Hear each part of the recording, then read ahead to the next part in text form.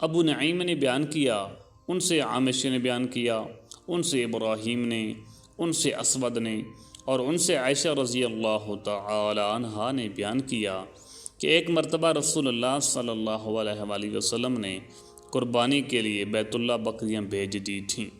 صحیح بخاری حدیث نمبر 1701۔ عامش نے بیان کیا، ان سے ابراہیم نے، ان سے اسود نے، اور ان سے عائشہ رضی اللہ تعالی عنہا نے کہ میں نبی کریم صلی اللہ علیہ وآلہ وسلم کے قربانی کے جانوروں کے لیے کلادے خود بٹا کرتی تھی۔ حضرت صلی اللہ علیہ وآلہ وسلم نے بکری کو بھی کلادہ بنایا تھا، اور آپ صلی اللہ علیہ وآلہ وسلم خود اپنے گھر اس حال میں مقیم تھے کہ آپ صلی اللہ علیہ وآلہ وسلم حلال تھے۔ صحیح بخاری حدیث نمبر 1702۔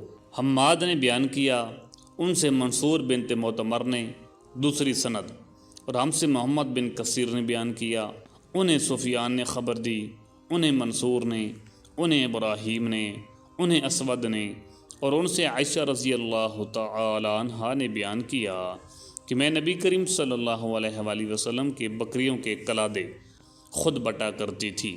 حضرت صلی اللہ علیہ وآلہ وسلم انہیں بیت اللہ کے لیے بھیج دیتے اور خود حلال ہی ہونے کی حالت میں اپنے گھر ٹھہرے رہتے۔ صحیح بخاری حدیث نمبر 1703۔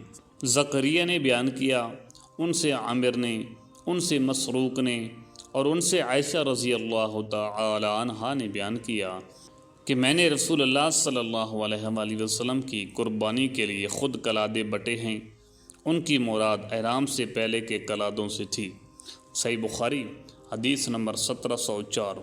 قاسم نے بیان کیا، ان سے ام المؤمنین حضرت عائشہ صدیقہ رضی اللہ تعالی عنہا نے بیان کیا کہ میرے پاس جو اون تھی اس کے ہار میں نے قربانی کے جانوروں کے لیے خود بٹے تھے۔ صحیح بخاری حدیث نمبر 1705۔